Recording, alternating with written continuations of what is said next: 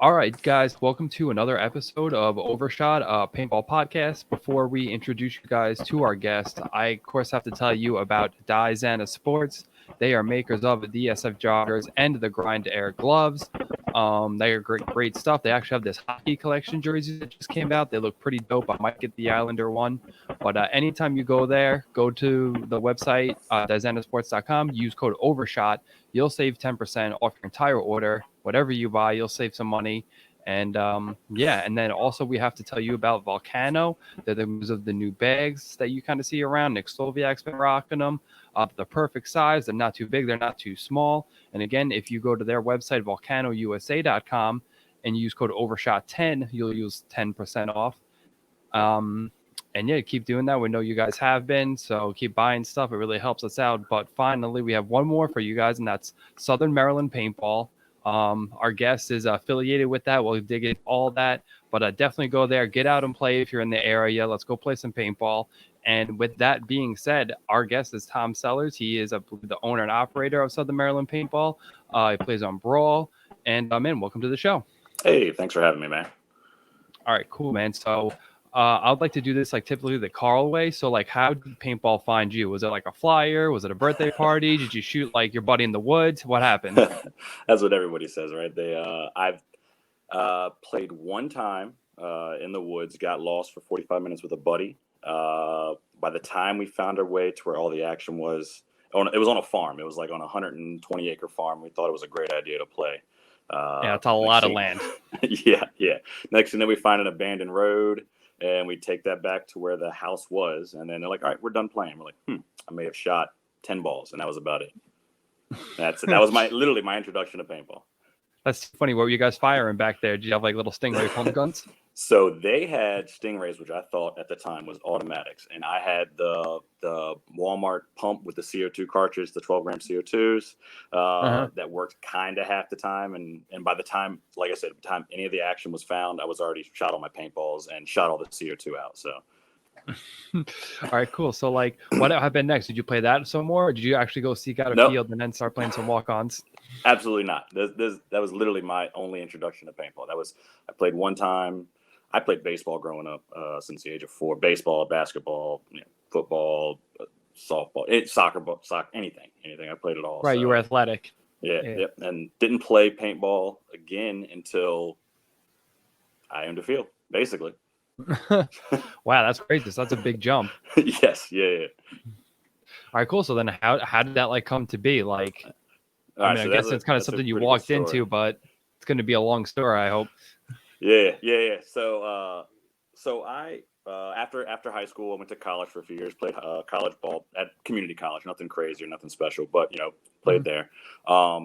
Really wasn't my thing, school in general. I mean, not that I didn't good grades, I just didn't like it. It just wasn't really for me. Did a business management degree. Didn't even complete my bachelor's or associates or whichever the 2-year degree is in community college.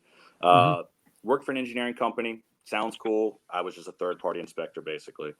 Worked my way up to middle management after being there for 5-6 years, something like that. Did some hiring, firing, field operations supervisor, blah, blah, blah. I hire a guy who would end up becoming my partner.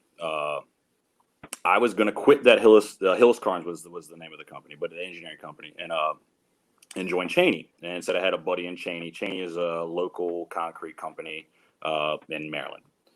He says, "Oh, you know someone in Cheney? Do they have any land? Because at the time, Cheney would lease any land that they were finished strip mining and everything like that, and you couldn't build on it for like 20 years after you strip mined it. So that was perfect for paintball. So it wasn't got to worry about any houses being built, or it was going to be already basically level because they took out all the sand and gravel and everything like that. Right. So when I told him about that, he said, "Hey, you ever heard of paintball?" And I said, "Yeah, I played it one time, just like the story I told you. Played it one time in the woods, and it was okay, it was fine. And the premise seemed pretty fun and everything, but just never really actually got into it at that time." Right. He says, I want to start a paintball business. I was like, all right, again, athletic. I want to play, just things in general. Just being outside is great, right? Oh, dang. Okay. All right, guys, some technical difficulties here. Okay, well, Waldo is back. Hey, can you tell him you can click the same link and come back because he just left too? Oh, he's back. Okay, perfect. All right, guys, we're back on. Oh, are we there? We're good. We're good. Woohoo! All right. All right, perfect. All right. So I was always a guy, never really spent any money or anything like that, just growing up in general. So I saved all my money, put it in my top drawer. That was it. So bought a house when I was young, got married when I was 24, something like right around there, whatever, 2006. Bought a house, lived there for a year, sold a house, made a lot of money off of it. Not a lot. It's all relative, right? Made about $30K off of it and put it in the bank. Right. This is a long story to get to a point. Put it in the bank. And for about a year or two, was just kind of eating at it, not really saving any really more money. You know, we were about to have a kid, and I was like, you know what? I got this money in the bank, and if I don't do anything with it, it's eventually just going on vacations, going out to eat, blah, blah, blah, blah. So the guy that I hired at Hillis Car and said, hey, we should start a paintball business together. So I looked at it, and of course, if you look up anything on how to start a paintball business, it's a can't miss. You know, if it has to, you're going to make so much money off of it. You're going to have no clue what to do with it all. So I was hooked. So me and this guy that I hired, we started a paintball business. I put in about $100,000 worth of my own money after you add up all the credit card bills, after you add up all the things like that. And we had to go through like special exemption processes, you know, get the permits right. You know, it ended up being what it was an old abandoned driving range is what it was. Had 52 acres, basically all flat in the beginning part, and then obviously it had like 36 acres, 46 acres of woods. So it worked out perfectly. I skipped a few things in there.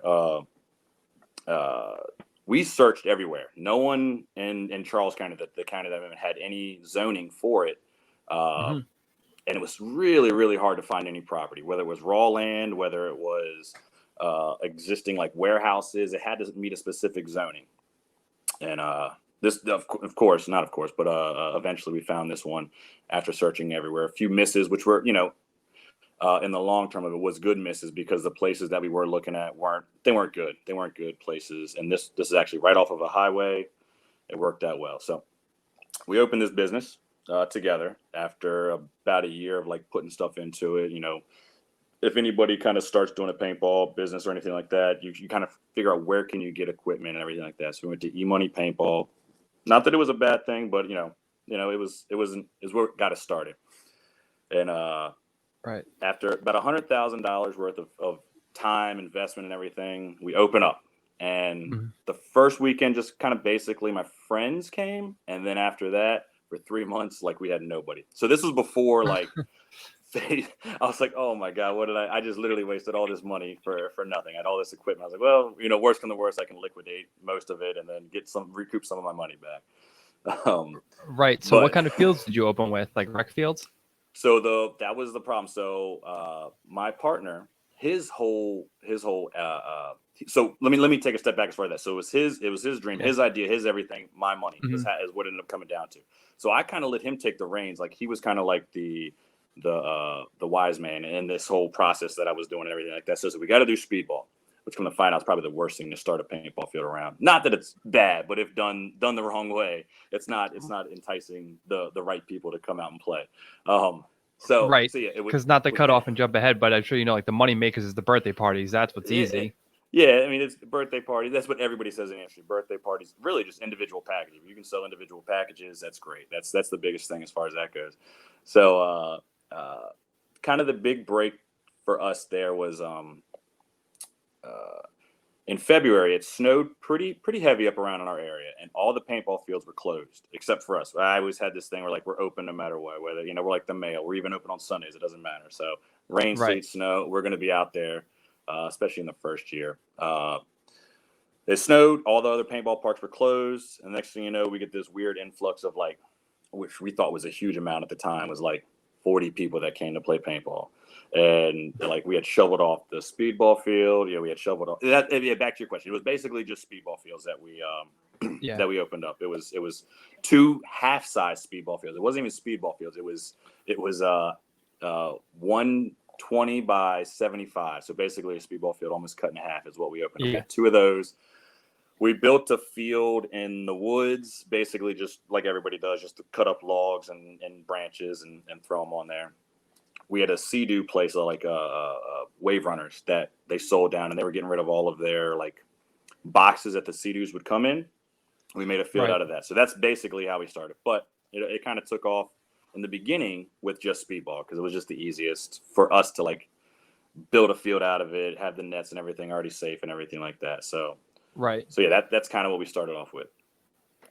And it was like middle to the 3rd week in February. I won't forget, like I said, we made this money, and I was like, yes. I think that day, like we made like $1,000. I mean, if I can remember, that number's probably wrong because revisionist history. But like, and I was like, we've made it. This is awesome. This is great. This is Let's this go. is what it's gonna be. Yeah, that's right. That's right. And then the next week nothing because all the other paintball fields opened up back again, and then we were back to our maybe 6 to 7 people as far as that goes. But what I was saying before is this is before like Facebook and like Twitter wasn't too popular. This is 2009. Back to 2009. So not that it was there, but it just wasn't huge. So. Right, it wasn't like it is now. Nah, I mean, we took out ads on newspapers, $300 ad for that, and they suckered us into that. We did calendars, we did, placemats at restaurants, we did internet radio, which was a horrible idea, but it is what it is as far as that goes. So now, like I said, it's gangbusters. Where else do I want to go with this as far as that goes? So yeah, 2009 goes and come down 2010. I remember we made, which was pretty pumped at the end of the year after you add up all the bills and everything. I think we spent like we made $98,000. And I was like, yes. And then I did the math for all the other stuff, and we spent $128,000. Like, yeah. So that's pretty typical though. So yeah, the first year I kind of understood the way that was going to be. So, or I didn't understand it. Yep. So, fast forward a few more years as far as the field goes and everything like that. And so I don't want to disparage anybody. So me and my partner, we had a falling out. Probably shouldn't put it on the internet. I won't put it on the internet as far as that goes, but we just had a falling out and long story short. Let's just leave it at that. Yeah. That's for the best.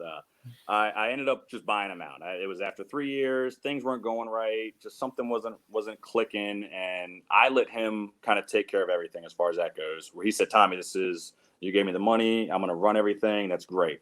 And then next thing we turn around, I'm like, hey, I'm running out of money here. I need to start figuring out what the heck's going on. So I just got more involved and just saw that it just wasn't working out the right way. Ended up buying him out. I think it was after year number 3, so 2012-ish.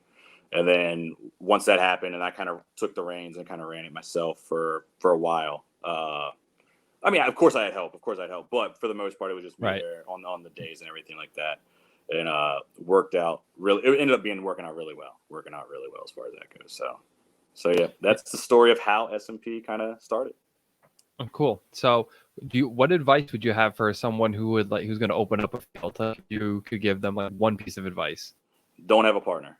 Well, that's tough in any business to have a partner. You see like restaurants, but the same thing when 2 people go into business.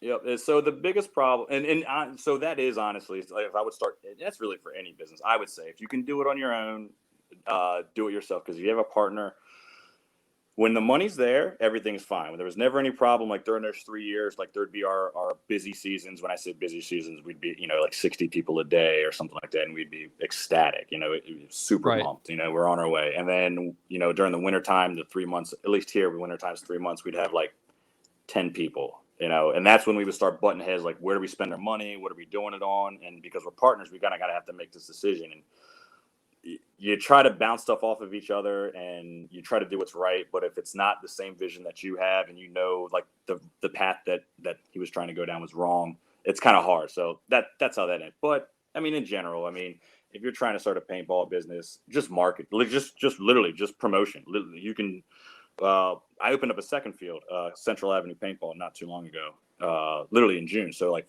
3 months ago now. Mm-hmm. And completely night and day from the opening of Southern Maryland Paintball to this other place. And it literally just had to do with marketing and mass marketing, social media, email blasts. Because we also had it now. What we have now, we have a pretty large email, market that we have to throw out information to everybody, and Right. I would just say marketing. That's the number one, and take advantage of all the free or all the boosts, Facebook boosts, and everything like that. Just that would it pays for itself hand over fist when you do that. If you're trying to start a new field, and then once the field's there, you just got to make sure you give them a good product because you're selling them an experience. You're not really selling them paintballs or anything like that or birthday parties. You're selling them an experience. I mean, they can have a party anywhere, and still have a good time no matter what. I mean, you could go in your backyard and play cornhole with a birthday party and have a blast. So you're trying to sell them an experience. So you're just trying to sell them an experience and make sure that experience is worth what you're charging them. Whether it's a $300 party, you need to make sure you give them a $300 experience. So that's really it as far as starting a new field. So. No, you're so right. I agree with everything you just said there. You got to make sure that, so Waldo has this great idea. Is so what field should do is if it's your first time playing, you get a different color armband than everybody else. And then you tell your ref squads, hey, listen, the purple with the purple armbands, it's their first time. Make sure they're taken care of, Yeah. And that's great too. I mean, that's the big thing is, what is that rule of, if you can get a customer to come back 3 times, you got them for life type thing, life. As far as that goes. Yep. So the first time you treat them great, you give them a pass. The second to come back a second time, maybe they get a different armband for Waldo's thing, and then you're like, all right, this is a second time guy. Let's make sure he still has a good time. And then next thing you know, he's got a birthday party for the 3rd time, and you have him for the rest of your life, basically. So because at that point it's hooked. Paintball's great. If you play more than 3 times, you're playing the rest of your life. Yeah. So that's a good thing. Until after high school, it's so funny. When we opened up and everything like that, and people would come out and I haven't played them forever. I said, well, what happened?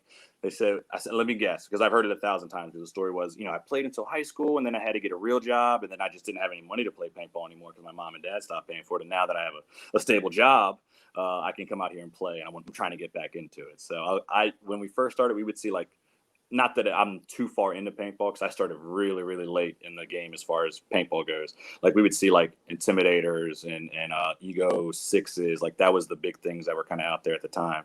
And when they would come back, that's what I would see when they were coming back. When they would say, what happened? What got you out of there? And they were like, oh, work and life and everything like that. And they'd come out and bring their old ions and everything. Well, let me see if I can't help you upgrade the technology a little bit to an Ether 2 or a Rise or something just a little bit better, a Mini or an Accent, a little bit better than that ion that you have. Not saying the ion was bad, but just a little bit better technology. All right, get him an axe, so then when they want to upgrade, they could always go the axe plus cash, baby. That's right. But so when did you kind of start playing? What year? So another good story for that one, and it's not that it's a short story. So S&P is moving along, and we get a team by the name of Mayhem. They played. They started pretty much from the ground up. They were our first team to come out, a group of people that played back in the day at a field around the way that's no longer there around our area, and obviously heard about us. And the team was Mayhem, and they started off with 3-man, kind of like how everybody does. It was D4 3-man, or it was D4 3-man, and they were playing the EPLs or the MAPLs. They were playing those tournaments, GPL, whatever you want to call it now, whatever it's called now. Yeah. So they were playing those, and then slowly but surely, they had a tournament at PEVs, blah, blah, blah, blah. And they just kind of grew from there, and that was 2012. And then they started a sister team that was supposed to be a feeder team that would go from, it was Havoc was the name of the Havoc. So Havoc was supposed to be their team that they would pick people from their farm team, and then Mayhem was their main team. I think a lot of fields try to do that, which I think is a horrible idea, but that's whatever. That's another story for that. So Havoc has 15 people in their squad. They're playing 2.5 lines, 3 lines sometimes in these events, which is great. And it was all run under by one guy that was kind of heading over all of it and kind of making the teams and not making the teams. And whenever you have a captain trying to control that many people, it goes sideways pretty quick because people are I should be on the main line. I should be doing this. I should be that. Yeah. So as far as that goes. So I played, wife's home. So the dog Nice. might bark for a little bit, but we'll get him out. But anyway, That's cool. While he's barking, what kind of dog you have? I love dogs. I got it's like they're just pound dogs. You know, I go to the pound. One's like a boxer, like hound mix, and the other one's like a pit bull. It says terrier, hound mix as well. So they're both awesome dogs. One's 13, the other one's like 3. So I got a rescue hound dog too. She's not allowed in here because she barks, so she's gonna hang out there. I might end up moving out of the kitchen for a second, but it's okay. Anyway, so so we got 15. Give me 1 second. Give me 1 second. All right. Yeah. No problem. Take your time. Take your time. Come on, Roxy. Come on. The fans are getting a little view of your house. It's nice. Oh, and the kids are coming in too, so it's going to be super loud. I'm going to go to a completely different room. So, all right. So we have 15 people on the Havoc team, and I actually played. It was the last tournament of the season at OXCC. So, okay, yeah. I'm playing on like the third line, which is fine because I'm just trying to play just to have a good time and not even really taking it too serious. It's D4, just race to 2. And at the end of the event, like everyone was mad because they needed to get playing time or they didn't play or they didn't play well. And I said, you know what? I can start my own team and I can run it however the heck I want and be good to go from there. And just kind of talk to the guys that I liked. And not even that they were the best players on the team. I was like, I like these guys. I'm just going to pick them up. And that's basically how Brawl started. And I think that was 2013, 2014. I have a jersey that says established. Brawl was established at a certain day, but I can't remember what it was.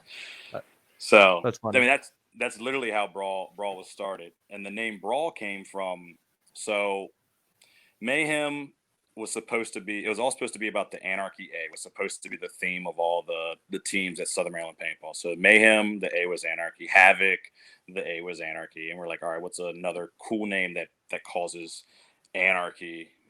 So Brawl came around. Yeah. So Brawl, BR, Havoc symbol A, Brawl. And so we played D4 EPLs from there on. For the first year, horrible. You don't know. Curve hard. Yeah. You don't know what you don't know. That's kind of how it goes. You don't know what you don't know. And then the next year we get some new people, and I was like, you know what? I was like, Super Smash Brothers Brawl came out for what was it, GameCube? Yep. I think I'm almost positive it was GameCube. Loved it. Had a blast with it. Played it. And I said, wouldn't it be cool if we had jerseys with all the characters on Brawl on our jerseys, the team we play? So that's if you know our jerseys or anything like that, they all have a different character. They're all the same, basically style, of course, but everybody has a different character. So it's pretty cool. It made our jerseys kind of cool for the Agronaut guys and everything like that. So. No, that's so funny. So kind of like a little backstory of me. Like I used to play in a band before I played paintball, and our like practice studio. Before then, me and the guitar player used to work at GameStop. So we had like the GameCube game stand that used to be in GameStop. Bro, our practice room was always popping. People were playing everything. People calling out like, yo, you guys gonna come practice? Like we want to hop on and play some whatever. We had Super Smash. We had some of the GoldenEye games. Oh. Yep. Oh, that's awesome. Yeah, my brother worked at GameStop, and he would get all the games like a week in advance that he could play and, test because he'd have to tell the people how they played. And it was great. We would always be playing whatever the new game was supposed to be coming out. So that's one of the perks of having a buddy or a brother that works at GameStop. So. Oh yeah, dude, it was great. But back to paintball, I'm sure people don't want to hear about us playing video games. So that's so funny that the Brawl jerseys are like that. That's awesome. So what was like? You guys are playing in D4. You're kind of getting rolled on a little bit. So what happened next year? Did you guys stay in D4? So we played Brawl D4 or Brawl. We played D4. Had an Ego 11. That's only relevant for the next part of the story. So I had an Ego 11. And the first year goes horrible, so we go to play the second year, and a lot of people kind of stopped, and then a few people came in as far as that goes. I don't know, like Emai came in, Jeff Whitner came in, dude named JC came in, and we were at practice one day, and I see and a little buddy used my gun, the Ego 11, and he dives into the snake and he pulls up and he starts shooting and it sounds like clack clack clack clack clack clack. I'm like, whose hand cannon is that? And it was an Ego 11, and I was like, oh, that's my gun. I gotta get a different gun. So I got the Geo, the 3.1, because the threes were out, but I got the Geo 3.1. And that's only relevant because so we get smoked in D4 the first year. We go to the next year with a little bit newer players, and I got a 3-1. And I remember the first event that we played in D4, the second year of D4. I had more kills in one game than I had with the Geo 3-1 than I had with the Ego like the whole year prior. So I was like, oh. So we got better as far as that goes. So they're going for the next year. We got better. Didn't really place, like we were always competitive. We'd make it out of the prelim bracket and then just lose in the first round as far as that goes. After that. So we play. So Mayhem at this time, they ended up the second year that we had Brawl going in our third year. Mayhem ends up folding. Just life happens. One guy goes to college, another guy starts his own business, the other guy's getting married. Like there's just life happens, right? And it's really tough to keep. It's really, I literally tell everybody when everybody starts saying, hey, what do I do to how do I start a paintball team? I said, it's so easy to start a paintball team. It's extremely hard to keep a paintball team together. Like anybody can get 5 guys to just go out and play an event. But if things don't go right, everybody's like, you know what? Not playing anymore. So exactly. we go to our third year and we're playing D4 and we pick up a guy who was D3 for Mayhem, thinking that he was really great. And he was good. There was nothing wrong. He taught us a little bit about the game as far as that goes, stuff that we didn't know. And halfway through the season, we were placing 4th with him on there. And then he started his own restaurant business. Awesome. It was the Front Porch. Shout out to the Front Porch in Leonardtown. We pick up another guy that was just he was on D3. He was a straight killer. He was Nate McNair. If I had said Marshall, he'd have killed me because I always say Nate Marshall. But Nate McNair, he's a killer. So we pick him up, and he just completely turns us around as far as like, yo, you guys need to be doing this, look this way, shoot this way. At this time, we also picked up like Jeff Whitner, Imai, Kamakana Okalani, White, a few other people as far as that goes. And he's like Sean Paulo. Like he just literally the general on the field. Like we always got on him a little bit because he would always make sure we were doing our job, and then he would start playing. And we were like, dude, why don't you just play? It's like, I got to make sure all of you guys are doing your job, and then I can start playing. And it just really, really helped us, click and gel. And we were going from 4th place to 1st place, like being super competitive, winning. And there you go. Yeah, hell yeah. So for Brawl, as far as that goes, we play the last PSP event in what was it? Flight of Fantasy, with Fantasy of Flight. Is that what it is? Whatever it is. Yeah. PSP. That was 2014. Whatever. And then every year after that, we played D3 X Ball national events in XL. So we were doing well. Not really winning anything. We pick up another really big guy, really cool guy, Nate Marshall. Used to play for Revo when before Revo turned pro and everything like that, but he was still ranked D3. He went into the rave scene.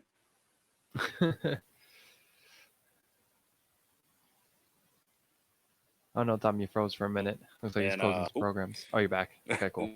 Rave, and I'm trying to. Yeah. I was trying to close all those things. Everyone keeps on hitting me up. Went into the rave scene, and this is Nate Marshall. Went into the rave scene, came out, always played around at S&P as far as that goes. Finally got done with that and started playing with us, D3. Picked him up.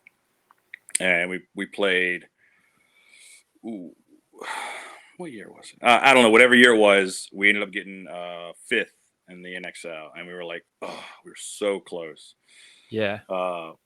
And then we were always super competitive. Like we were always, winning. We were always making Sunday. We were always doing well and everything like that. We just could never get over the top. And, at this point, I started like paying for half entries and like trying to make life easier for everybody to practice and play and do all those things. Because, the biggest problem is paintball is expensive. It's not cheap to go out and practice and actually grind and actually do all those things. So so for Brawl itself, like I was like, you know what, I'm gonna try to make this as simple as possible. I'm gonna pay for half entries for all the NXLs. I'm gonna cover the paint. I need house for the money for the house, and I need money for the rest of the entry. And that worked great for two events.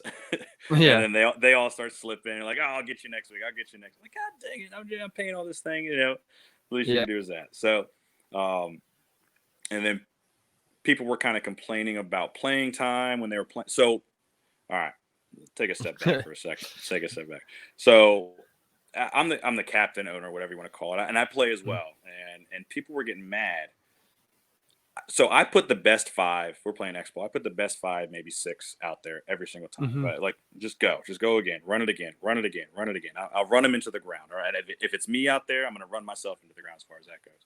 Like I said, we were pretty competitive that way. But there was Hmm. a decent sized gap in skill level from the top six guys, because we ended up having like 8 or 9 on the team, to the Yeah. When you're next playing three X guys. ball, you gotta. Yeah, and I would always be like hesitant to put anybody out on the field that wasn't that I didn't think was going to give us the best chance of winning. Right. I figured an 80% lead D guy is better than my 100% eighth guy on the bench. Not that you don't want to have confidence in them or anything like that, but I'm just that was my mentality growing up in sports in general. Put the best five out there. Put the best 9 if you're playing baseball out there on the field, and let the chips lay where they may lie, or lie Right. where they may. I like to word Um, it like because Walden and I talk about it all the time because like we have like a team for the podcast, whatever. And I'm like, bro, I don't want to be on the field. I want to be in the picture holding the trophy. That's what's important to me. yeah. So I don't. Yeah, if I'm not the one, picking the corn, if I'm not getting the job done, then I don't need to be out there. And I have eyeballs. I can Right. see how well people are doing, if they have it, if they don't have it, or anything like that. So I don't have like this weird notion about myself or other people that like I'm going to judge you on what you do, not on what you think you are, or how good you may look, or anything like that. So yeah, so what ended up happening there is people started complaining about playing time, paying money. So I said, you know what? Screw it all. S&P's doing great. I'm gonna pay for everything. All I need you to do is just get there. And once you get there, that you don't have to worry about anything. If I sit you the entire event, it didn't cost you anything. It cost you a plane ticket to have fun with your buddies. That's all it cost you. Right. So shut So up. yeah, but just to kind of just to eliminate that variable, So we make the jump from D3 to D2, and with the same group of guys, and I'm still doing the same thing. But we had no coach, we had no pit staff, we had nothing. This is just for Brawl as far as that goes. Yeah. And I think a coach is it's very important, but if I don't interrupt. no. And everyone says a coach is very important, and so I completely disagree. But that's fine. That's fine.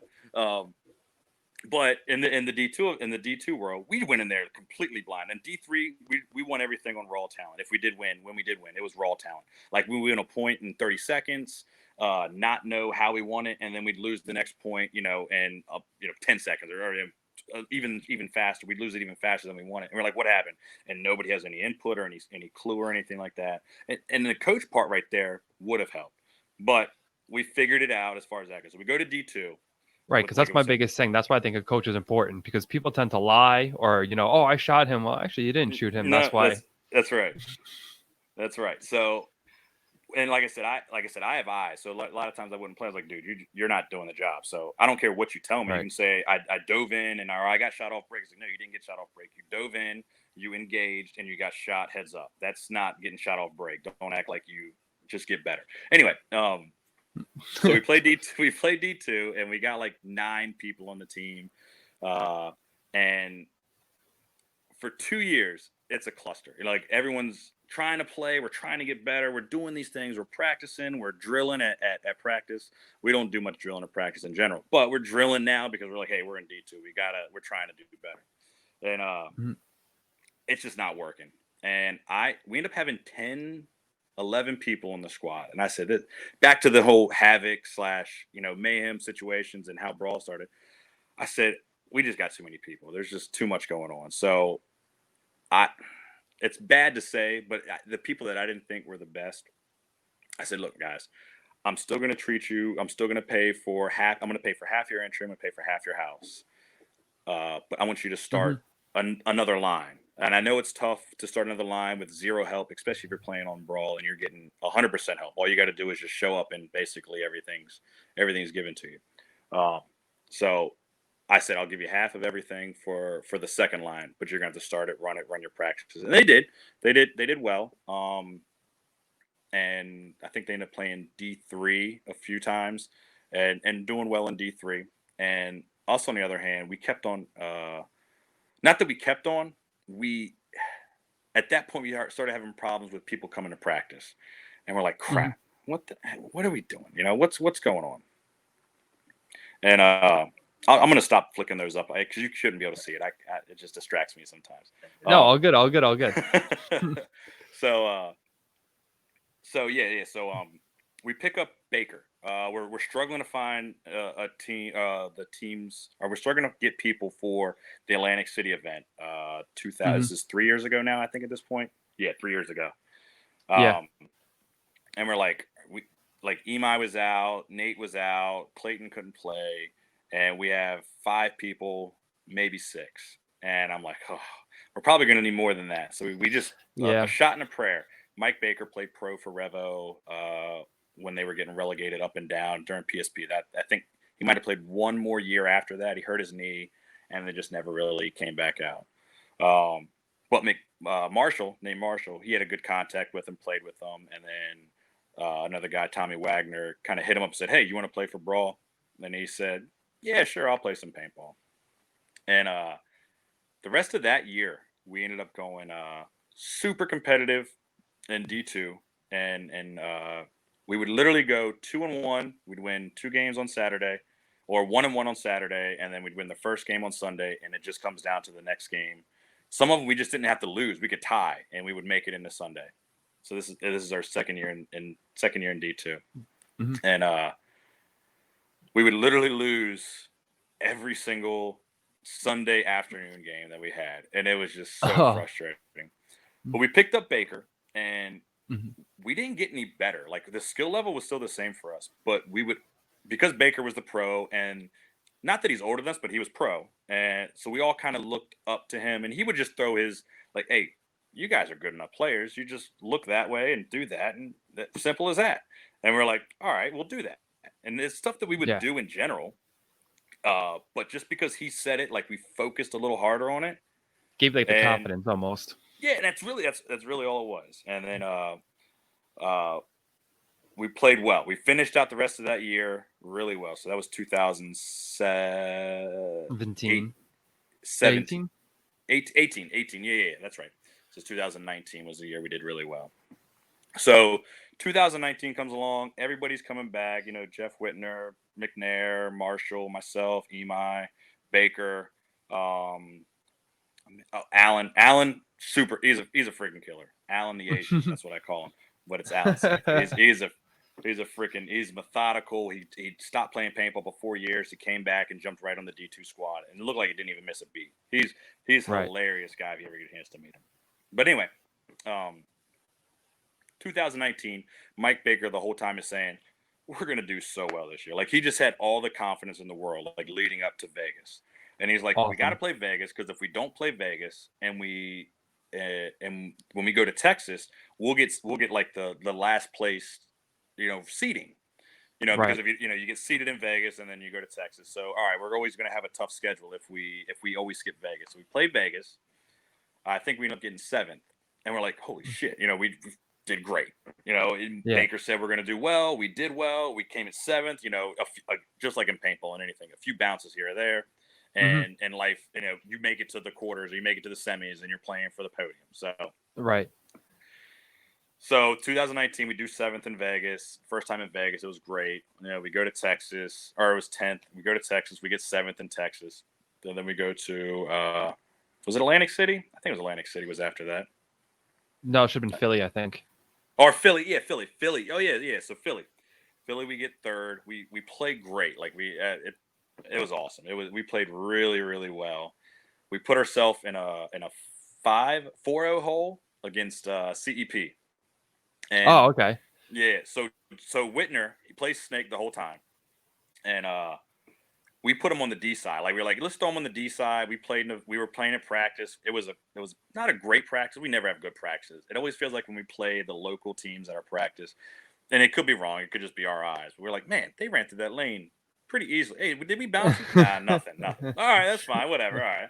We know that we did our job right, that we were holding that lane and everything like that. We just didn't happen to shoot the guy. So we're like, all right, true, Yeah. whatever you say, bud. But okay. So next thing you know, we throw Jeff on the D side, and we have a practice at CSP against who is it? They just went pro this year. They took over Bomb Squad or NRG. NRG, yeah. So we got our practice against NRG, and they poop on us the entire day. But they really kind of just put like where we need to go, how we need to do. Like it was beneficial for us. I think we maybe won like 3 points the entire day. They were just shoving it down our throats. Maybe a little bit of home field cooking, and they're all playing for spots, so they're not getting out when they should probably get out. But that's again, that's neither here nor there. Personally, not to hijack your story, but I like getting wrecked in practice. I feel like I have a better event if I get wrecked in practice. Yeah. So, and you're right. I feel you're right too, because you got a little adversity, and you're like, I'm going to try just a little bit harder in practice. So, or at the event, and should do well. So, throw Jeff on the D side. He's crushing it the entire day. Smoking it every day, Saturday and Sunday. We go down 4-0 against CEP. Jeff's like, look, they're shooting a bounce shot on me. He's getting frustrated. He's getting. I feel like he's getting tired. And I said, all right, Jeff, just get the F out. Just not even in a bad way. I was like, all right, Jeff, just sit. Your mind's not right. And when his mind's not right, sometimes he presses a little too much and he makes moves that he wouldn't normally make. So I was like, all right, Imai go lead. I'll play up the middle. We're gonna switch the way we run, and we come out and we win the first point. We shoot like 2 guys off break, 4-1. We win 3 more points. Basically, we literally just did the same exact play every single time, like 6 plays in a row. They win a point in there. CEP does, and it comes down to, I think it's 6-6. We go into overtime. We do the same play again. I take a little longer to get to my bunker because I'm shooting off break, because I was shooting that guy the entire time. So this time I was like, I want to make sure I shoot this guy. So I do. I shoot this guy, but I also get shot at the same time. It's 4v4. Like, we killed 2 more guys.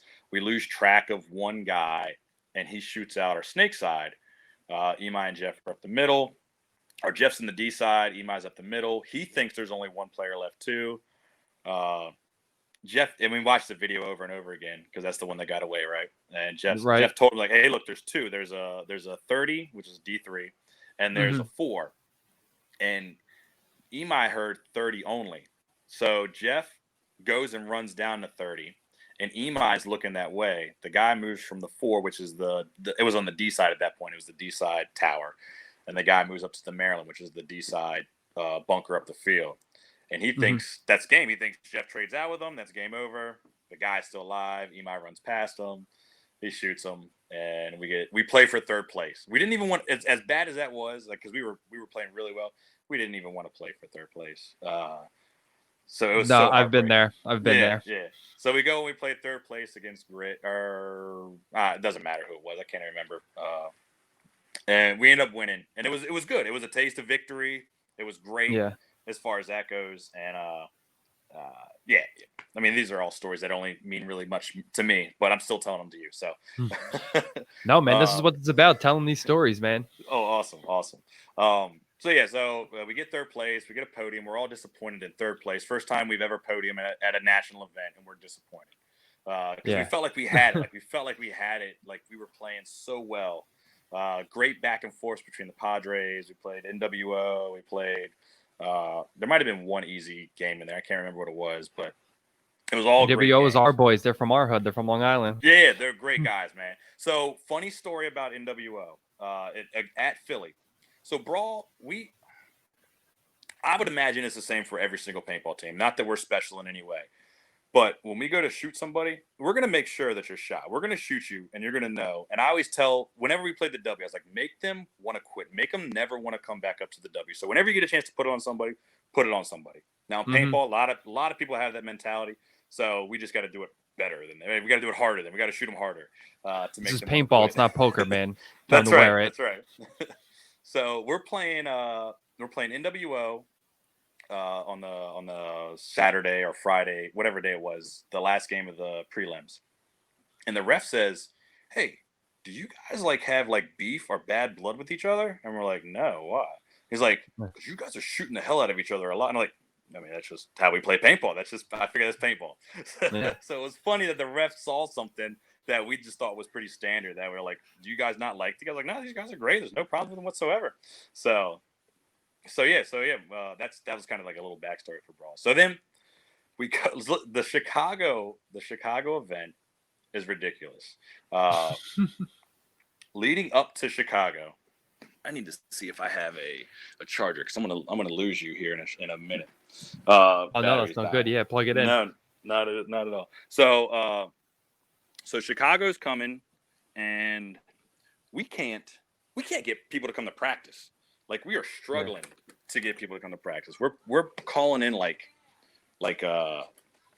extras to just come and just play, just to come and so we can have 5. I remember the first day of the layout drops, and we don't have 4. We go up to Pat to play to play like Revo and A Team and all those guys and everything like that, and we can't get 4 on the box. And we're like, "Hey, can we borrow some people just so we can play?" And we next week goes, and we call in a guy that's played D4 before, but he can be a back player that can just sit there, shoot a lane, have no problems with that, and is good to go. He ends up canceling. Finally, we get to the event. We have a horrible practice leading up to like at the event itself. A horrible practice. And all right, there we go. This is awesome dedication to the show. I appreciate it, man. I just didn't want it to go. I'm like, I don't want it to stop mid stream. But anyway, so yeah, at the practice we play image, and we're trying to figure out what the hell to do to get the game. Like we just can't figure anything out. Literally, we say it's not even worth going. Like we're just going to get pooped on. There's no reason to go there, and if we're just going to get pooped on. I don't know if I can cuss, but I'll try. No, you can. Yeah, you can curse. Okay, so we'll get shit on. Yeah, we don't want to get shit on. So at practice, it kind of comes down to Jeff. Jeff's like, look, this like it was hard to see people get into the snake, and off that I remember that we were off break. One was shooting like the snake side tower was shooting D side, and the D side tower was shooting snake side. But if you didn't shoot the snake going in, then no one could see where he was at after that. Like it was literally it just took us forever. So Jeff at practice like, look, I have to play heads up at this bunker. And we're like, all right, do it. So he shoots the guy off break. We're like, all right, perfect, great. And then we literally changed. We made up a brand new game plan that day just because of what Jeff did off break there. And so Chicago comes, and we're playing at the actual event, and everything is just clicking. And now again, you know how we talk about practice where you're not shooting anybody off break or doing anything like that, and there's no refs. Yeah. We're getting 2 kills off break almost every single point. Like we're killing somebody. Jeff's killing the snake guy trying to go into the snake, and then somebody's shooting somebody on the D side basically within 10 seconds, or maybe the guy. But when there's refs and you have good paint, it's amazing what happens, right? Right. So we're like, it didn't make sense. Like it didn't make sense on our part. So like we did nothing really different. We changed one gun, the direction, and we'd get a guy into the snake, and we would keep their guy out of snake, and then that was it. That was the game. Yeah.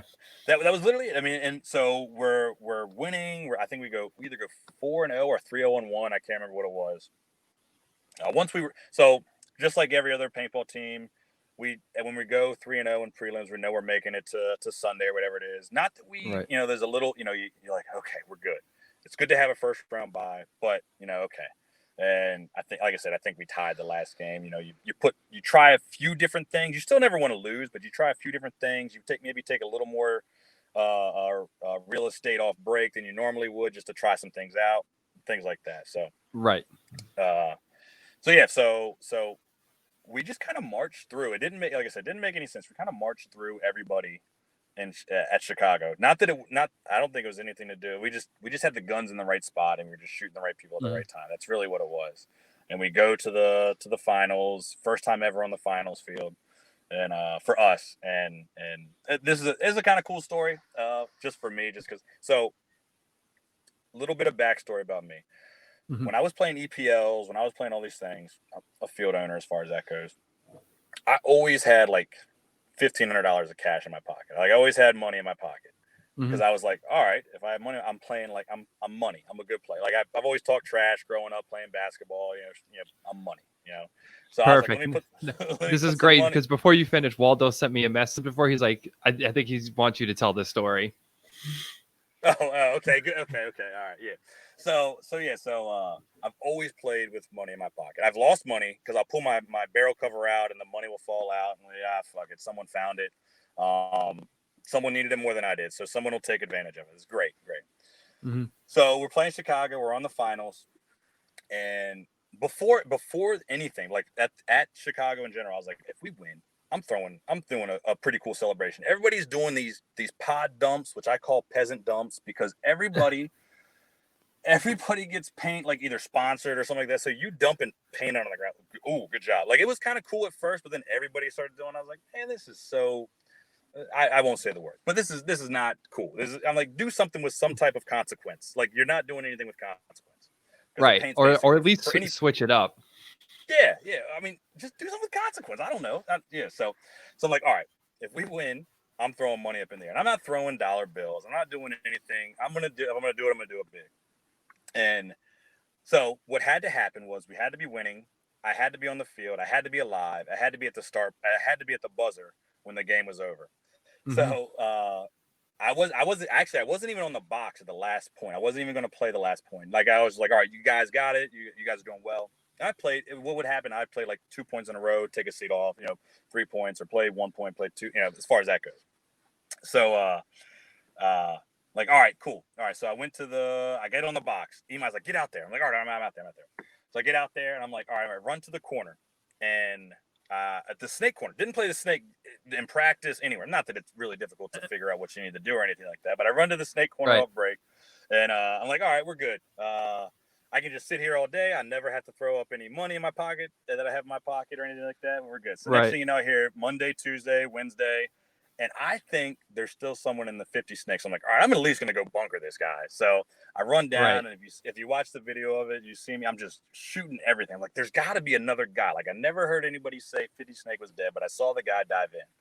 Mm-hmm. Long story long on that, he was dead off break. I was shooting at somebody that wasn't there the entire time. So I go and I bunker out the nobody at the 50 snake, and then I'm like, well, where's the other guy? I'm like, all right, there's got to be a guy across field. So I'm just shooting every single bunker that I see. Next thing I hear, game time finished, game over, and I get super excited just because never done it before. We've been a long time coming, and Right. Dude, it's Emi's hard over to in win an front of event. me. It's so fucking hard. Yeah. Emi's in front of me. The guy Nate Marshall, who's a killer, who's been there from like basically day one of Southern Maryland paintball. So he's and I reach into my pocket and I think I have $250 or $260 in the left pocket, $240 in the right pocket. I take the money out and I spread it and I throw it up in the air. And the Comcast, dollar bills. Like I heard that after. I'm like, those aren't dollar bills, buddy. So we all kind of drop our guns and everything like that, and we're all giving each other hugs and high fives. And there's a pretty cool picture of me and Emi hugging with money around us and everything like that, which was awesome. It was a great memory and everything like that.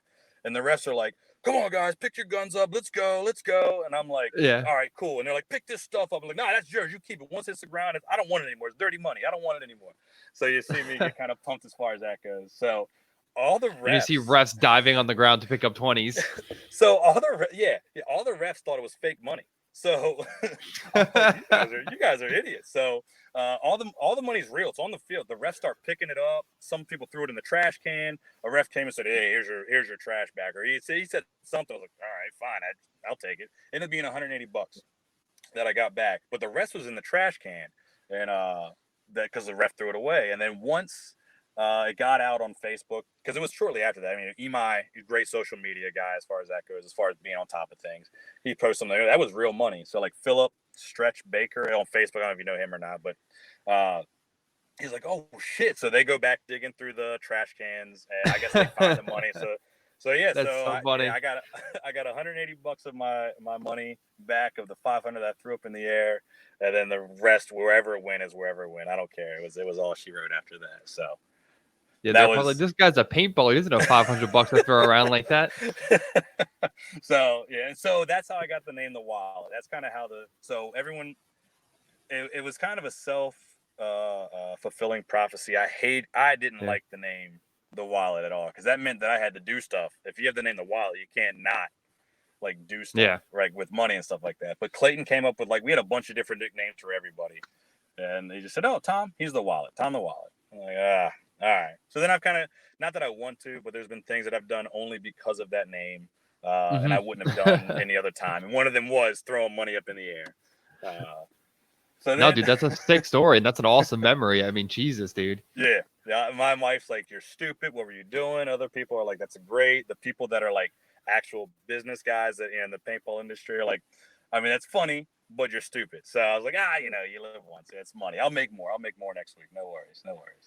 So yeah, but so in the little we have a little a chat. Me and Waldo, because his internet's fucking up. It says right here, make sure you ask him about loader dumping $20 bills. So I didn't loader dump them. It was just throw money up in the air. So as far as that goes, and it was hopefully just because there's consequences in throwing. There's something of value that you're throwing up, not a pot of paint that you got for free or that you're never going to use back again because you're flying back, so you can't take the paint back. There's something of consequence that I threw up in the air. So I was hoping I'd start some type of trend of people doing something cooler than pod dumps, but it didn't really come to fruition. And unfortunately, go ahead. Were you going to say something? I was going to say, I just want them to switch it up. I've been trying to push. So, I wanted someone to do the Steve Austin. You got two pods, you open them the two beers, you smack them together. Yeah. Something different. Just a little something different. Yeah. I'll agree with that. Something a little bit different because, it started getting a little ridiculous with the. Just be original. Dumps. Yeah, and that's what it was. Just be original. That's all. And so then, we're flying high. We're first place, and we won Chicago. It was awesome. It was a great feeling. So we're going into the World Cup. This is again 2018. We're going into World Cup, and it felt so much like Chicago. It felt like so much like Chicago.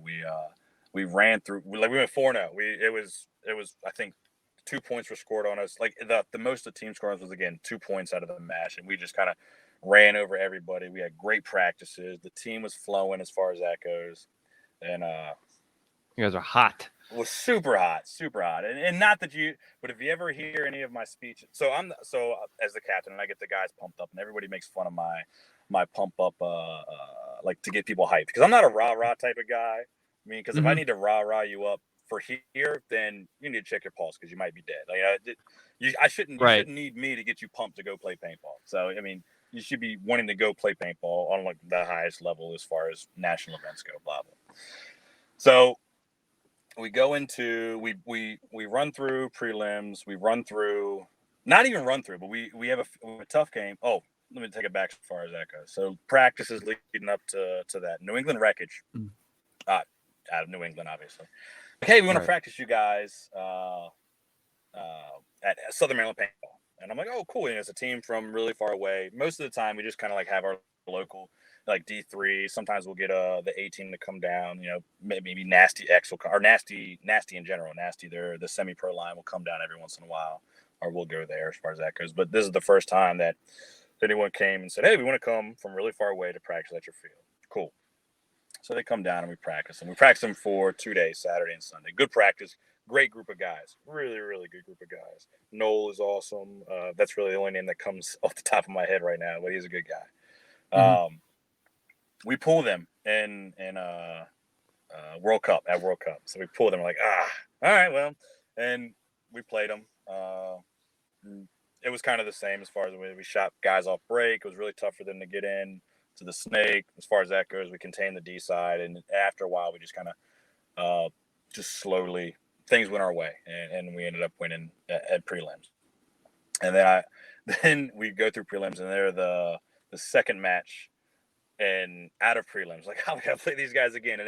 And whenever we play a team Well, not in practice. Now we got to play a team 3 times who knows like everything about us, and we know everything about them. So they've, what we did when we won. So they're like, all right, well, we don't really need to make adjustments. And they're like, okay, this is what they did to win. This is how they won. So, usually the third time you play a team, for the most part, they've kind of figured out where your guns are, what they can be shooting, and things like that. And right. And the whatchamacallit match, the match out of on Sunday, was a lot tougher playing against them. And they put up I think we were up 1-0, then it was like 1-1, 2-1. I think it ended up 3-2, but it was 3-2 with them like just not having enough time to hit the buzzer to tie it up. If I remember correctly, I mean, since COVID, who knows, memory's been all over the place.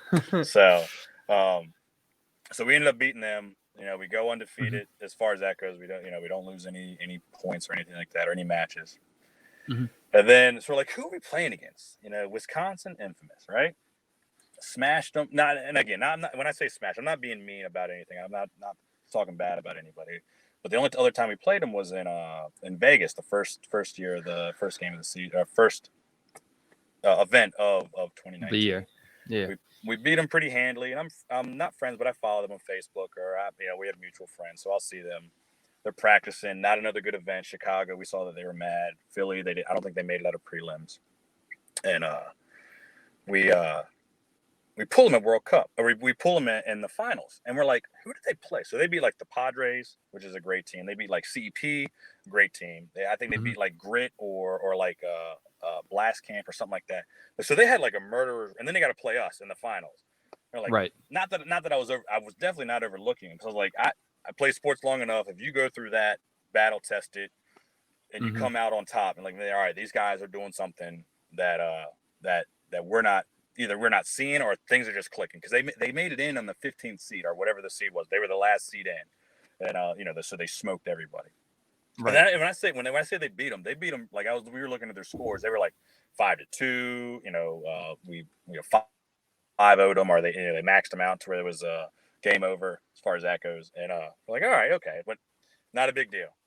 We're going to do us. Don't really care about them. Not even a big deal. I don't even think not that we didn't scout them. We just never had time to like scout them and see what they're doing. And so we weren't really too concerned. I think Wreckage might have told us some of the things that they did, and we took it. I'll take any advice I can. So we go out. My little speech in the beginning of the event is, I said, the NXL is dumb. I said, can you believe they put another team in front of us, and all we do is knock teams down? We knock them down. And what is it? Pineapple Production. They do our Camille. He does our video and everything like that. And he's got a pretty cool like video of me saying that with like music and like people running around in the background and me saying that. And they got me a little pumped. So I was like, oh man, I'm ready to go. So we go out the first point, and we had it. It was a 2-on-1. It was a 2-on-2, and there was someone on the D side, and it was Imai and myself left. He was on the Snake side. I was on the D side. I think it was like in the 20. And I'm feeling heat on the D side. Imai makes a move up the Snake over on the Snake side, and I guess he shoots out the guy on the D side. And I'm like, I don't know, where's this other guy? There's two people. So I kind of stick my head out, just like everybody. That's probably stupid. And I was like, left titty, because that's one of our calls, is left titty. And left titty, and he shoots me. I was like, God dang it. So Imai still thinks there's two guys left. Guy in the left titty bounces over to the Snake. Imai makes a move on the inside to try to just go stab him real quick, and he gets caught. The guy saw him. He's a tall guy. Shot him. So we go down 1-0. And what they did after that, and the way the pits were at Florida, was one team started on one side, the other team started on the other side. There was, normally the pits are horizontal to where you can see what the teams are doing, how they're lining up, and everything like that. Well, here we couldn't see the way they were lining up, and we knew that they were going up the middle. Didn't really know how, but they would always end up the middle at the center brick in the middle of the field. And God bless his soul, Allen got shot by him every single time, like not checking. The guy would play so tight to the inside of that every single time Allen would make a move, he'd like, all right, it looks clear. He'd head check, and then he would get shot out. And I'm like, So long story long on that, we end up losing. We go out. I think we end up getting 5-0 or whatever after that. I think we win one more point. We lose 2-6 or 2-7, whatever it was. The last 2 points didn't even really count. I think we had like a minute left. And I think both of those points, we run out there. Jeff runs out and just keeps shooting. Allen runs out, keeps shooting. Red flags go up under a minute. Swing point goes to the other team. So we got to do that, I think, 3 times, which is always fun to do. So we go back to the hotel. We come in second place. We thought we were going to win the series because a guy told us, Marshall tells us that at XL or World Cup points count as double, and all we had to do was just come in second. CEP had to not make it out farther than a certain space or a certain place, and they didn't. All those things go, and we go to collect our prize and everything like that, and we come to find out we see CEP there, and we're like, they're not sticking around just for nothing. So we're like, fuck. They definitely won the series. We're like, oh, man. So we lose. Yeah. We lose a series. We lose World Cup. And we tell Marshall that he's fired or he's cut from the team and that he's never playing again. So yeah, giving us fake news. Yep. I was like, oh. So, 2019 comes up. We all get ranked up to D1. We go play Vegas first year playing D1. Still no coach. Baker's still the man. We've all kind of got better. We've all, the game is a little bit faster at D1 than it is D2. Same as, faster D2 than it is D3, so forth and so on. My ankle was hurt a little bit, not in a way that I couldn't play. I could still play. That's not a problem. And Whitner, his knee had been bothering me. I always say he has pneumonia. It's a dad joke. I got 3 kids, so he's got pneumonia. And I was like, and we're missing a guy. Imai wasn't coming. He's one of our really good players that wasn't coming. And this is funny, just because it's me. So my rep for GI is Matt Sauceman. Okay, Jeff Whitner, super troll that he is. He writes, picked up Killer and Twin Towers from picking them up in the airport, BWI. So Saltzman, he coaches Infamous now, or Mutiny now. I'm sorry. And we have a really good relationship. We kind of talk trash back and forth to each other. It's a good time. Plus, I buy a ton of stuff from him as far as products. So, he's always nice. He's always nice to me. So he hits me at me and is like, "Yo, did you guys pick up Barga and Tom Guest from Aftermath?" And I just LOL no. I sent the screenshot. To Jeff. I said, "Man, you got my man Sauceman shook." So it was literally just a troll how it started. So Jeff hits me back and was like, Tom Guest is looking to play, or Jennings. He's looking to play. I'm like, for real? Because we kind of need somebody. Because I'm not 100%. Whitner's not 100%. I'm like, if he wants to play, I'll more than welcome. I'll take him.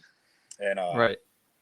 So get in contact with him. He's in the Facebook group chat, and we're talking back and forth and everything like that. And he comes and plays Vegas. So first year semi-pro Vegas, ex-pro Mike Baker. I think he's down to semi-pro now as far as points go.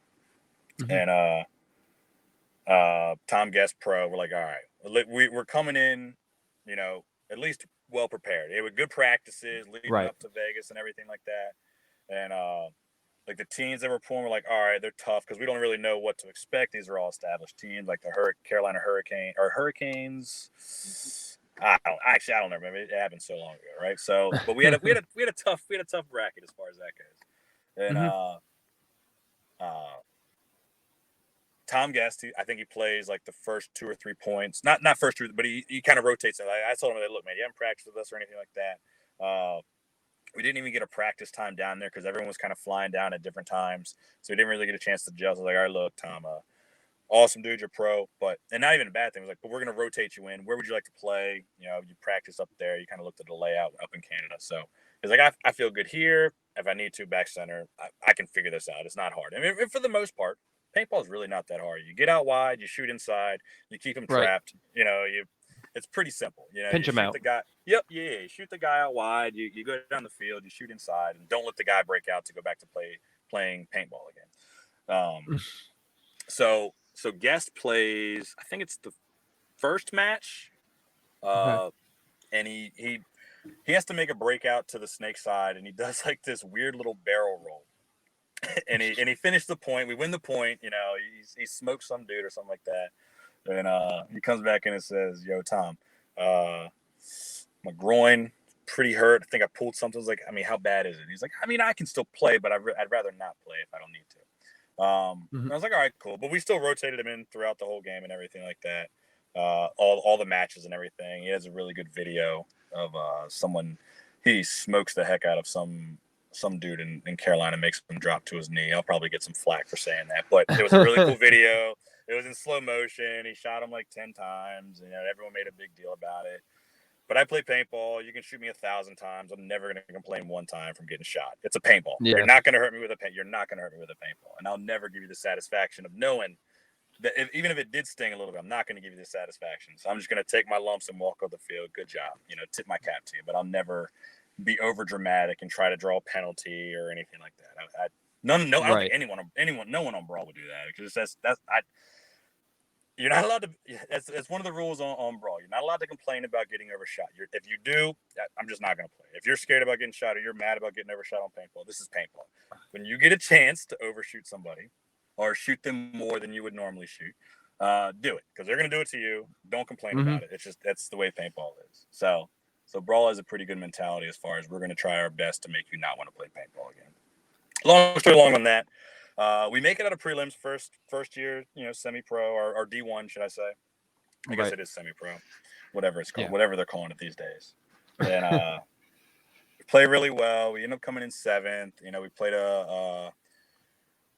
one of the big games we played was coming out of prelims, we end up playing Ralph Boys. And good team. Jeff, really good team, established team. So on Saturday or whatever the day is before, because I don't know, it would be Saturday. Jeff's just kind of sitting there and he's talking. I think it was John Afflo, good guy, you know, likes to fish. So of course I think his brother likes to fish, but him and Jeff, you know, kind of talk back and forth online all the time. And he goes, "You guys have yet to beat like a real team, or so there's only D2 teams. Like the teams you beat aren't really even real semi-pro teams." And we're like, "What?" Dang, it's like that. So then Jeff comes up and he says, we beat you boys," and it was D3. I think it was 2015, right around there. We beat them in like on our march to 4th place or 5th place or whatever it was that year. And they're like, "Man, you're living in the past. You ain't beating no teams. You haven't beat any semi-pro teams. You're just beating a bunch of cupcake teams." And we're like, "All right." So then we start talking trash back and forth. And so we pull them the first match out of prelims. First match out of prelims. And we end up beating them. Not handily. I mean, of course, they're a good team. They're a great team. There was a turning point in the game. So I'm going to back up again and reveal some secrets. So let us in, baby. Let us in. I like to just for my own personal like head, not demoralize, but to make fun of the team's name, just to make fun of it. So like, and it's not a bad thing. I don't mean any ill will, but like Texas Phalanx, I think we played them in D2, or it might have been. I think it was D2. And I just called them Texas Flank Steaks the entire time. It was who else was it? Oh goodness gracious, I had a bunch of good ones. But the Ralph Boys are based off of the Ralph Polo, the polo shirts and everything like that, you know, with their emblem and everything like that. And I was like, what friggin' shirt does like Walmart sell that is like a nub shirt? So it was Izod. It was like the shirt with either like the little alligator, or I don't even know what the Izod symbol was, but it's an Izod shirt. So they were to me and Jeff, they were the fucking Izod boys. Izod boys. I don't give a shit who you are. You're good. I don't care. You're the Izod boys. That's so funny, dude. But if you name some teams, I would give you. I'm almost positive I could give you like a name that that I've had for them, that would just make me like, just give me that little extra edge in my head that I don't like them, just to play a little bit better. Not even that I dislike them. It's just in my head. That's what I'm going to do to not like you. So another secret. The problem is with myself as a player in any sport. This is all the sports. If I don't know you, I play so much better against you. Like everyone's like, oh, when I played baseball, you struck out this guy. I was like, I don't know who the hell that guy is. I just struck him out because I'm better than him. That's all. But once I got to know the person, I was like, damn, I always felt like they got the upper hand on me because now I knew them as a person, as a friend, Right. or as a comrade. So I felt like not that I didn't try as hard, but I would just kind of like, I'm a nice guy in general, as far as that goes. So I felt like I lost a little bit of edge when I humanized you, so to speak. So big point against the Ralph boys. It's a 2-on-1. Yeah, Ralph boys have 2. We have 1. We have a guy in the D corner, and they have a guy in the 30, which D3, and like snake 2. And I can't really remember the layout too well on the snake side. I know they had the big wedge at the beginning of the snake, but I can't remember what the middle was. And yeah, God, I can't remember. And Nate Marshall, the killer that I was telling you about, he's really like just 2-on-1s. He's freaking great. He plays really well. And he's battling back and forth between the 2. The guy on the Dorito 3, there was a few times he probably could have made a move on the inside that he would have lost our D corner guy, McNair's guy. Or he would have lost McNair, or McNair would have lost him. And probably could have closed the point out the right way because they had a guy on the snake side that he had to kind of hide from. But I mean, it comes out with a snap from hell and just puts one. I don't know where it even hits him, but we saw that he got shot. Like, oh shit! The nice whole trace crowd, around. the whole sideline. Yeah, that's right. The side kind of erupts as far as that goes. And the guy on the snake side loses the McNair. He makes a move on the inside. McNair didn't even know he shot out the D3. He was just going to go finish, at least shoot the one guy out, and then whatever happened after that was going to happen. So he shot out the guy in the snake side because he lost him and got him in the wide open, shot him up, and then won.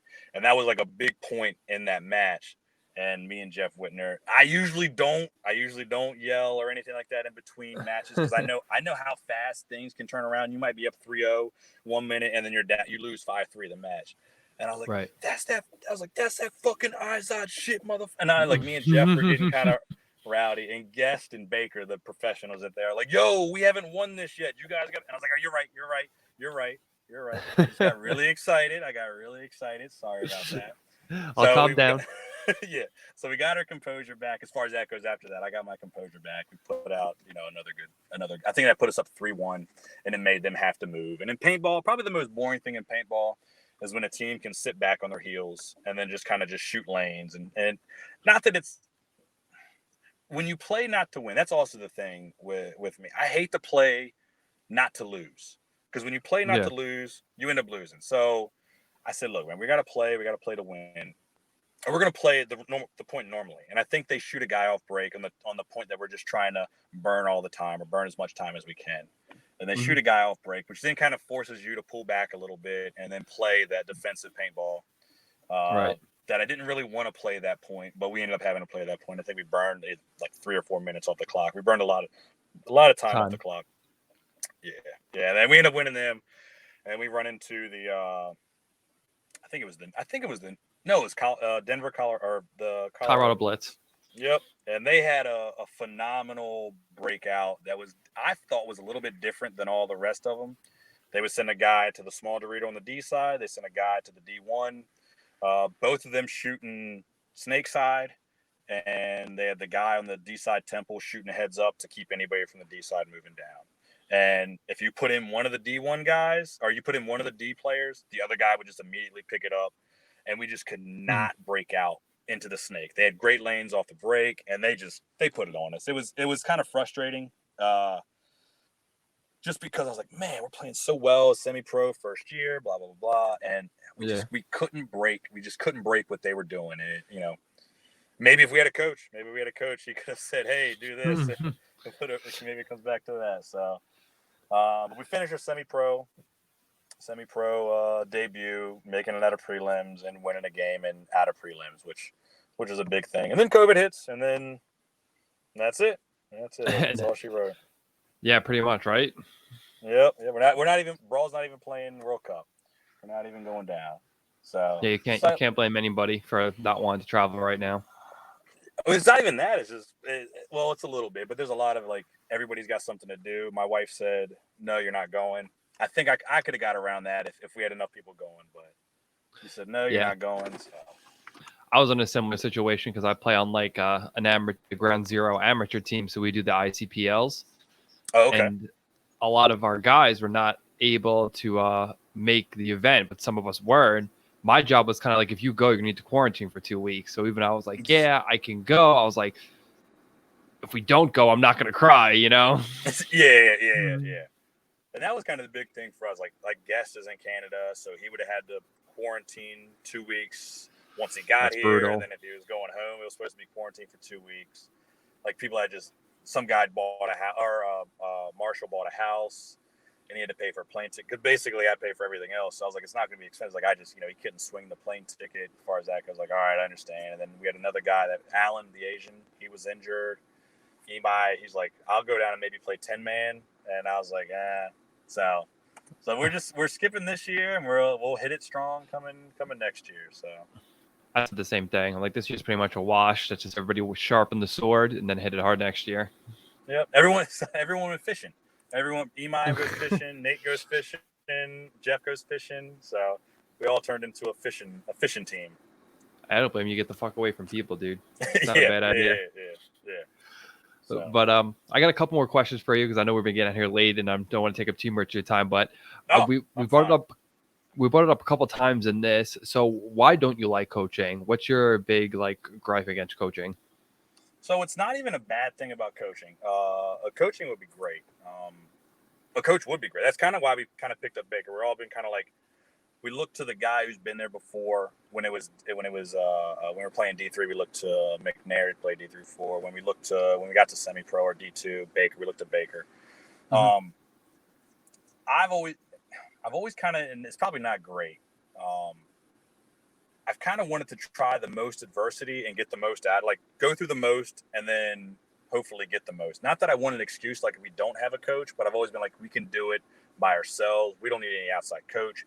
People were coming up to us saying, hey, you're the wallet. You want to pay me money to coach? I'm like, no. I mean, I feel like, not even that I feel like I know more than you, but I'm like, I'm not going to pay you to coach me in paintball. It's paintball. I mean, I told you it's not too hard. You get out wide, shoot inside, not even run down the field. Go down the field, but don't let them break out. I mean, for the most part, it's pretty simple.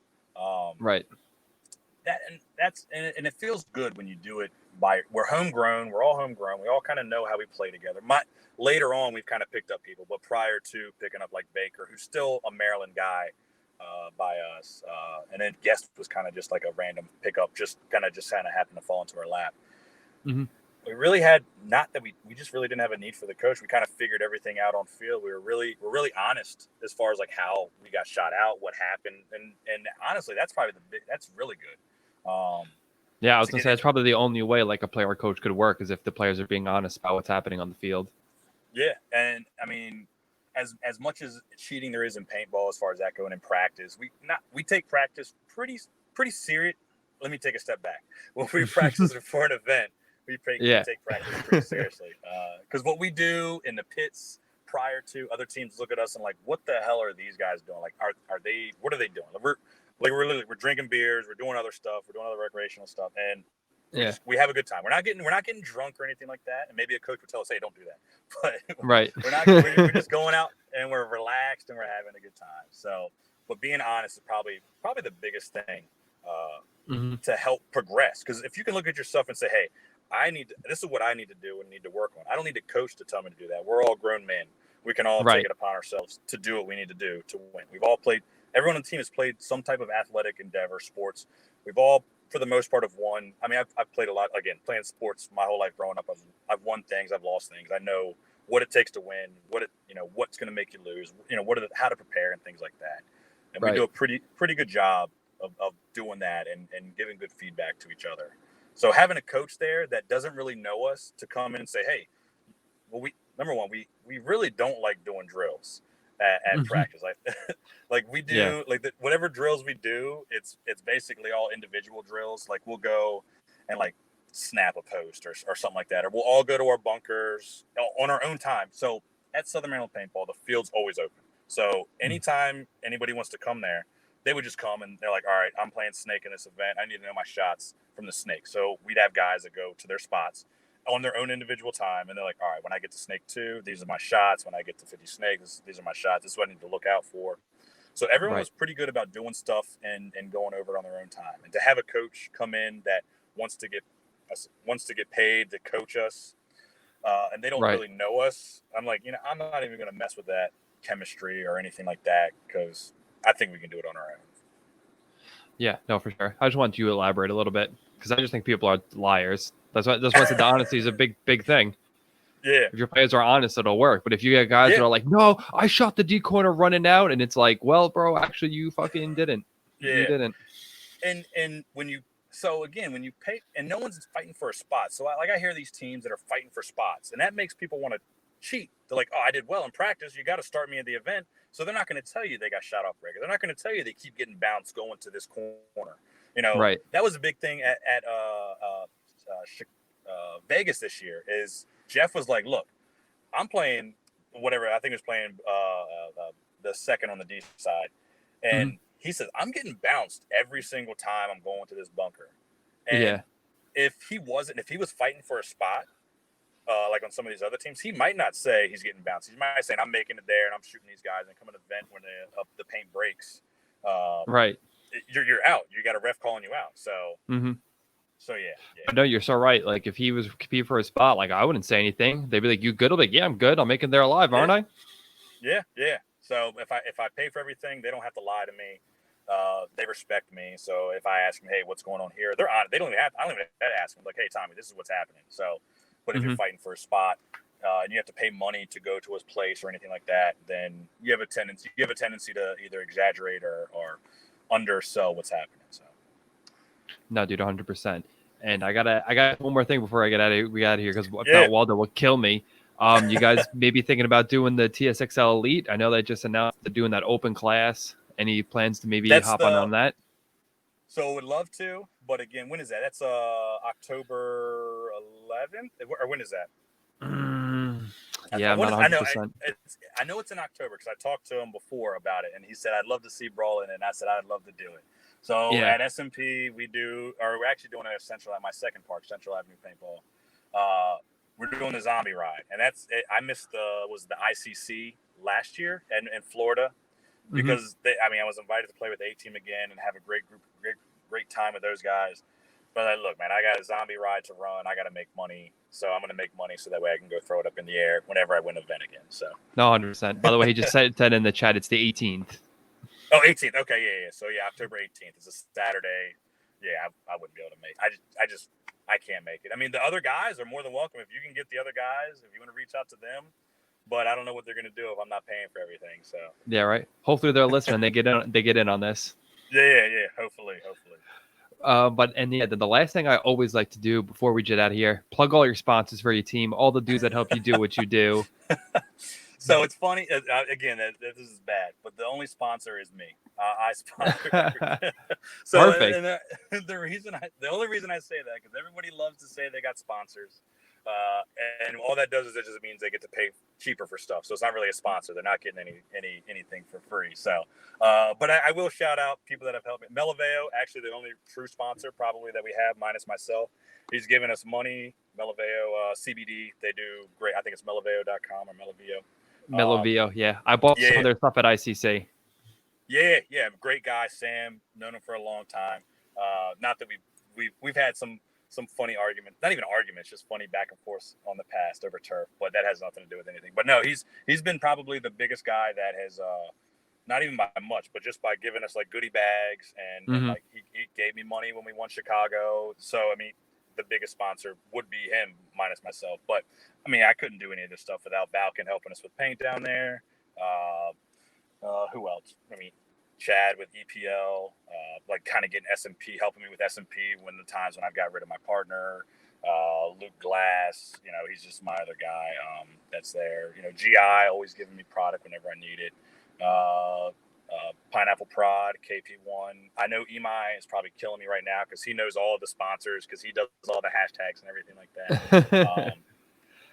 But all those guys are great. Swift, That's right. Yeah, Mhm. Swift is Camille with Pineapple Production and everything like that. And if I'm forgetting anybody, please don't be mad at me. But If you forgot him, yeah. make sure when this goes out, you Oh, wait. tag him in the comments. Hold on, I'm looking at Exalt Nolan. I'm just looking at my shirt right now that has all the things. There on you go. there. That's smart. Yeah, there you go. So yeah, Nolan with Exalt. So other than that, those are all the sponsors that are great. So. All right, cool, awesome. Again, we want to thank Tom for coming on. This was a great episode. I had a great time, man. This was sick. Me too, I hope if you have some more free time, maybe after another event, you can come back and talk some more. It'd be great. Of course, 100%. Yeah, man, I love doing this and meeting new people. Dude, this was awesome. So again, thank everybody for tuning in.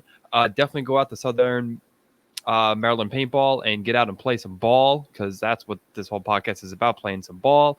Go to Diana, code Overshot 10% off, and at Volcano it's Overshot 10 and you'll get 10% off. Subscribe to the channel, guys. Always check us out. And again, thanks Tom for coming on, and we'll catch everyone on the next episode. Awesome, man. See you guys. Go look at the man!